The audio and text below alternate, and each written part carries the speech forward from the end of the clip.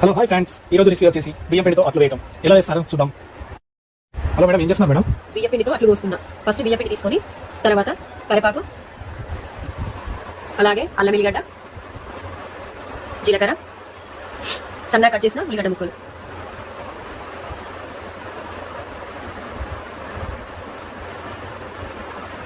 కారం, రుచికి సరిపడా ఉప్పు, మొత్తం పిండిని మంచిగా కలుపుకోవాలి. తర్వాత వాటర్ పోసుకొని దోశల పిండి కంటే ఇంకా లూజ్ కలుపుకోవాలి.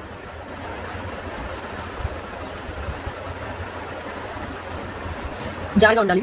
స్టవ్ ఆన్ చేసుకొని దోశల ప్యాన్ పెట్టుకొని పెంక హీట్ అయ్యాక ఆయిల్ రాసుకోవాలి. తర్వాత అట్ల పిండి మంచిగా కలుపుకొని